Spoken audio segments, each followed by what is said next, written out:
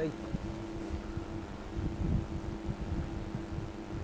News world में आपका स्वागत है। मैं हूं आपके साथ मोहम्मद कमर खान। मिशन 2022, जी हां, उत्तर प्रदेश में 2022 में विधानसभा चुनाव होने, ऐसे में हर एक राजनीतिक दल सक्रिय होता नजर आ रहा है और मंथन, बैठकें और रणनीति बनाने को लेकर किस तरह की चुनावी मैदान में बिसात बिछानी है, इसको लेकर लगातार चर्चाएं की जा रही हैं।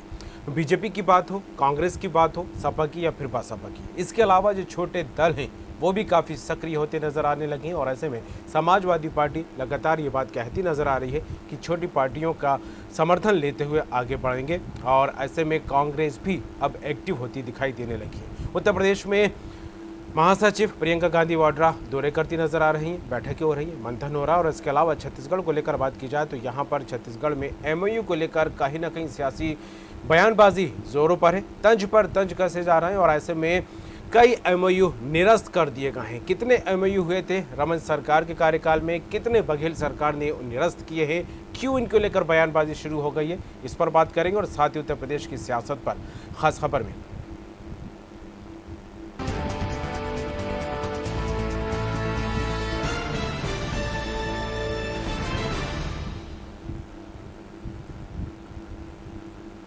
2022 में होने वाले उत्तर प्रदेश विधानसभा चुनाव में कुछ ही वक्त बचा है। इसे लेकर प्रदेश में सियासी पारा चढ़ने लगा है, राजनीतिक हलचलें लगातार तेज होती जा रही हैं। प्रधानमंत्री नरेंद्र मोदी ने बनारस से विधानसभा का चुनाव का शंखनाद कर दिया है। मोदी वाराणसी से ही सांसद हैं और शुक्रवार को बीजेपी कार्य समिति की बैठक में विधानसभा चुनाव में मंथन किया गया, जिसको बीजेपी के राष्ट्रीय अध्यक्ष जेपी नड्डा ने वर्चुअली तरीके से यूपी के नेताओं को संबोधित किया। बैठक में सीएम योगी, प्रदेश अध्यक्ष सहित कई वरिष्ठ नेता मौजूद रहे, तो वहीं समाजवादी पार्टी के राष्ट्रीय अध्यक्ष अखिलेश यादव ने विधानसभा चुनाव छोटे दलों के साथ गठबंधन कर लड़ने की बात कही। साथ ही 15 जुलाई को अखिलेश के निर्देश पर सपा कार्यकर्ताओं ने बढ़ती महंगाई, गन्ना बकाया भुगतान, रोजगार को लेकर यूपी सरकार को घेरा और इधर अब कांग्रेस भी एक्टिव होती नजर आने लगी है। महासचिव प्रियंका गांधी वाड्रा 3 दिवसीय दौरे पर उत्तर प्रदेश की राजधानी लखनऊ पहुंची।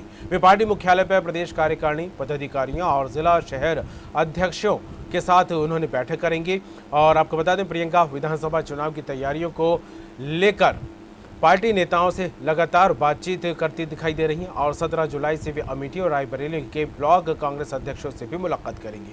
वहीं बीएसपी को लेकर बात की जाए तो बीएसपी के ट्वीट का सहारा लेकर कांग्रेस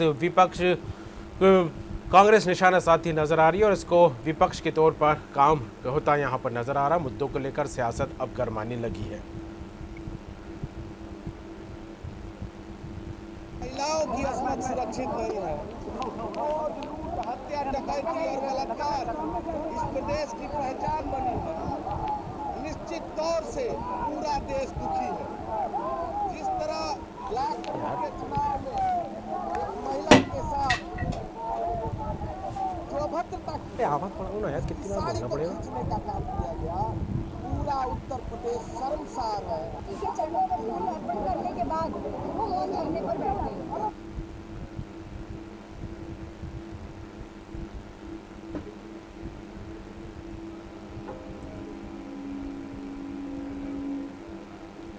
और इस खबर पर बात करेंगे, ज़्यादा जानकारी लेंगे। हमारे साथ जुड़ गए हैं आरसी भट्ट, उत्तर प्रदेश के स्टेट पॉलिटिकल एडिटर। भट्ट साहब, जिस तरह से उत्तर प्रदेश में चुनावी बिसात को लेकर उम्मीद जताई जा रही थी कि कुछ खास अंदाज में सियासी दल एक्टिव होते नजर आएंगे, क्योंकि मिशन 2022 काफ़ी खास अंदाज में देखा जा रहा है और ऐसे में बड़े दलों को लेकर बात की जाए तो रणनीति पर मंथन, बैठकें तो जारी है ही, साथ ही छोटे दल भी काफ़ी सक्रिय होते नजर आने लगे। क्या कुछ स्थिति फिलहाल अभी देखने को मिल रही है उत्तर प्रदेश में? अगर उत्तर प्रदेश में चुनाव है और चुनाव को देखते हुए सभी राजनीतिक दलों की तमागामी अब बढ़ती नजर आ रही है। भारतीय जनता पार्टी की कार्य समिति की बैठक लगातार चल रही है। 4 दिवसीय कार्य समिति की बैठक उत्तर प्रदेश में हो रही है। जेपी नड्डा राष्ट्रीय अध्यक्ष वर्चुअली के माध्यम से उन्होंने इस बैठक को संबोधन किया है और लगातार उन्होंने जातिवाद पर लगातार प्रहार किया है। उसके साथ साथ योगी के विकासवाद की बात कही है और उन्होंने ये भी कहा है कि योगी ने उत्तर प्रदेश में बहुत शानदार काम किया है, हर तबकों के लिए काम किया है, विकास का काम किया है। तो एक तरफ तो भारतीय जनता पार्टी अपनी कार्य समिति की बैठक के माध्यम से उत्तर प्रदेश के चुनाव की पूरी तैयारी कर रही है और वह रणनीति भी बना रही है कि किस तरह उत्तर प्रदेश के चुनाव को 2017 की तरह 300 के पार सीटें जीती जाए, क्योंकि उनके सामने बड़ा चैलेंज है, क्योंकि पिछड़ी और पिछड़ी जातियों का जो वोट बैंक है वो कहीं न कहीं हल्का सा भारतीय जनता पार्टी से किनारे हुआ है, क्योंकि उनके जो सहयोगी दल है भाजपा के प्रकाश राजभर वो इस समय अलग ताल ठोक रहे हैं और क्षेत्रीय छोटे छोटे दलों का एक समूह बनाकर भागीदारी संकल्प मोर्चा के नाम से वो मैदान में आ चुके हैं और लगातार भारतीय जनता पार्टी को निशाना बना रहे हैं। यह भी एक बहुत बड़ी चुनौती भारतीय जनता पार्टी के सामने है। और वहीं कांग्रेस जो लगभग उत्तर प्रदेश में मृतप्राय है, उसमें जान डालने के लिए आज प्रियंका गांधी 3 दिवसीय दौरे पर वो पहुंच रही हैं और पहुंचते ही उन्होंने गांधी प्रतिमा के सामने 3 घंटे का मौन धारण किया, क्योंकि पंचायत चुनाव में जिस तरह से हिंसा हुई थी, महिलाओं के साथ अत्याचार हुआ था, उसको लेकर उन्होंने 3 घंटे का धरना दिया। और जिस तरह से कांग्रेस कार्यकर्ताओं ने लगातार जुनून के साथ उनके ऊपर फूल माला बरसाए, एयरपोर्ट पे उनका काफी बड़े पैमाने पर कार्यकर्ता पहुंचकर स्वागत किए।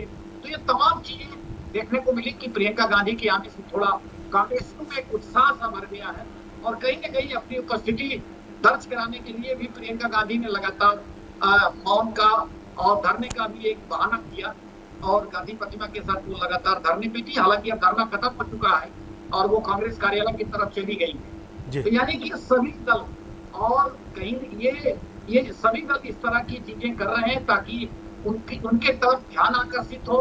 जनता के जो मुद्दे हैं वो मुद्दों पर विपक्ष खास तौर पर योगी सरकार को घेरने की कोशिश कर रहा है। और वहीं समाजवादी पार्टी में भी बैठकों का दौर है, लगातार अखिलेश यादव बैठक कर रहे हैं। उनको भी लगता है कि छोटे छोटे दलों को साथ मिलाना बहुत जरूरी है, क्योंकि अगर हम छोटे दलों को साथ नहीं देंगे तो निश्चित रूप से कहीं न कहीं एकला चलो की राह में वो पिछड़ जाएंगे।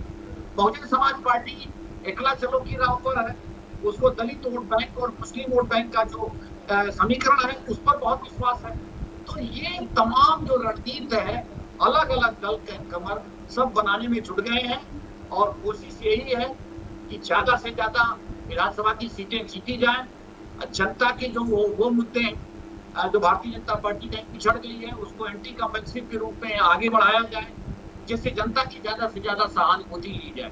जी बिल्कुल, सहानुभूति का कार्ड भी यहाँ पर खेलने की जद्दोजहद होती दिखाई दे रही है। दलितों को साधना, अन्य वोट बैंकों को साधने की कवायद में यहाँ पर होती दिखाई दे रही है। लेकिन जिस तरह से बड़े दलों को लेकर बात की जाए, चाहे बीजेपी की बात हो, लगातार सक्रिय है और किस तरह की रणनीति बनना है इस पर मंथन होता दिखाई दे रहा है।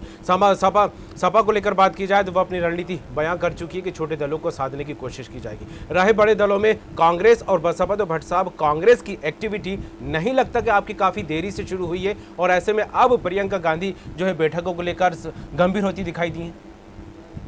निश्चित रूप से जिस तरह से प्रियंका गांधी उत्तर प्रदेश की प्रभारी हैं, लगातार उन्हीं के नेतृत्व में खासतौर पे कांग्रेस उत्तर प्रदेश में आगे चल रही है और जिस तरह से प्रदेश अध्यक्ष अजय कुमार लल्लू लगातार अपनी उपस्थिति दर्ज करा रहे हैं धरना प्रदर्शनों के माध्यम से, और उसके साथ साथ जिस तरह से भारतीय जनता पार्टी की लगातार आलोचना कर रहे हैं, तमाम मुद्दों पर लगातार योगी सरकार को घेरने का काम कर रहे हैं, ये भी काम कहीं न कहीं लल्लू द्वारा किया जा रहा है। और उसके साथ साथ कांग्रेस जो है कहीं न कहीं उत्तर प्रदेश में काफी कमजोर है और सीटें भी उनकी बहुत कम 2017 के चुनाव में आ पाई थी।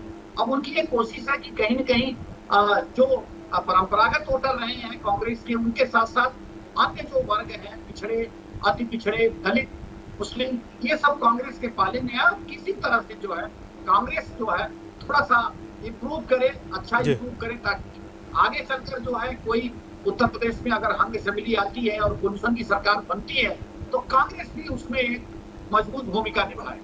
बिल्कुल, कांग्रेस की मजबूती को लेकर कहीं ना कहीं कई बार सवाल उठते दिखाई देते रहे भट्ट साहब, और ऐसे में कांग्रेस की वो पुख्ता रणनीति अभी तक फिलहाल सामने नहीं आ पाई है जिसको लेकर कहा जाए कि कांग्रेस मजबूती से चुनावी मैदान में उतर सकती है। प्रियंका गांधी वाड्रा के अलावा कोई और बड़ा नेता यहाँ पर एक्टिव होता दिखाई नहीं दे रहा है। क्या वजह मानी जाए इसकी, और खासकर के बसपा को लेकर अगर बात की जाए तो उसकी तरफ से भी कोई ऐसी गतिविधि चुनाव को लेकर सामने नहीं आ रही जिसको लेकर कहा जा रहा था कि क्योंकि पंजाब में तो गठबंधन किया है उन्होंने, लेकिन उत्तर प्रदेश में कोई ऐसा माहौल बनता दिखाई नहीं दे रहा है। कमल, मायावती ने ये पहले साफ कर दिया था कि वो गठबंधनों में अविश्वास नहीं रखती है, क्योंकि उन्होंने कहा कि जब उन्होंने गठबंधन किया है तो गठबंधन से कहीं न कहीं बहुजन समाज पार्टी का जो वोट बैंक है वो ट्रांसफर तो हुआ है, लेकिन बहुजन समाज पार्टी को जो वोट बैंक दूसरे दलों का है वो ट्रांसफर नहीं हो पाया। तो इसको लेकर बड़ी चिंता जाहिर की है और गठबंधनों का जो प्रयोग है उनको रास नहीं आया और इसी तरह से उन्होंने फिर गठबंधन न करने का फैसला किया। उन्होंने सीधे तौर पर कहा कि उनका दल उत्तर प्रदेश में किसी के साथ गठबंधन नहीं करेगा और अकेला चलो की राह पर है। हालांकि लगातार तमाम विभिन्न मुद्दों पर वो आजकल समाजवादी पार्टी को घेरने की कोशिश कर रही है, क्योंकि समाजवादी पार्टी उन छोटे दलों से, ऐसे दलों से भी हाथ मिला रही है जो वीकर सेक्शन के दल है, चाहे आजाद पार्टी हो, चंद्रशेखर आजाद की। तो ये तमाम लोग साथ में अब समाजवादी पार्टी के साथ चलने की कोशिश कर रहे हैं, जिससे मायावती को लगता है कि उनका जो अपना खुद का वोट बैंक है, दलित वोट बैंक है, वो खिसक सकता है। इसीलिए बीजेपी के बजाय समाजवादी पार्टी पर ज्यादा प्रहार कर रही है। उन पर निश्चित रूप से कहा जाए कि एक तरह से ये कोशिश है कि उनकी कमियां निकाल रही है, उनकी सरकारों के बारे में बता रही है, न कि भाजपा के बारे में कहते। तो ये भी चीज देखने को मिल रही थी, क्योंकि मायावती को लगता है कि समाजवादी पार्टी से उनको बड़ा नुकसान हो सकता है, इसीलिए वो लगातार समाजवादी पार्टी पर हमलावर है।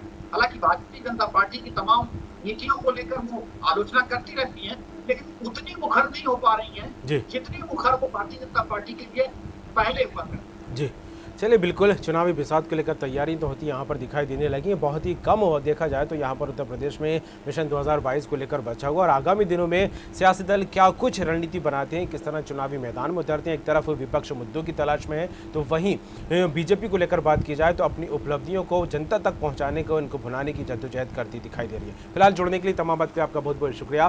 तो उत्तर प्रदेश में चुनावी बिसात को लेकर बात की जाए, खासकर के शंखनाद को लेकर, तो ये माना जाने लगा है कि कल वाराणसी से जिस तरह से प्रधानमंत्री नरेंद्र मोदी ने सौगात दी है और इसके बाद सीएम योगी आदित्यनाथ की जमकर तारीफ की, तो इसके बाद यही कहा जाने लगा है कि मिशन 2022 को लेकर बीजेपी की तरफ से तो शंखनाद हो गया। हालांकि अन्य दलों को लेकर बात की जाए तो काफ़ी एक्टिव होते यहाँ पर नजर आने लगे और खास करके कांग्रेस और बसपा को लेकर बात की जाए तो फिलहाल बसपा की तरफ से ऐसी कोई एक्टिविटी नजर नहीं आ रही है जो चुनावी मद्देनजर देखी जा सके, खास नज़रिए से देखी जा सके। इसके अलावा आज एक बड़ी तस्वीर ये सामने आई है उत्तर प्रदेश में कि प्रियंका गांधी वाड्रा उत्तर प्रदेश के 3 दिवसीय दौरे पर पहुँच गई हैं। लखनऊ में है, पार्टी के पदाधिकारियों, जिम्मेदार लोगों से मुलाकात करेंगे, बैठक करेंगे, मंथन करेंगे, नई रणनीति बनेगी और क्या कुछ रणनीति बनती है, किस तरह पार्टी किन बिंदुओं को लेकर आगे बढ़ती है, देखने वाली बात होगी।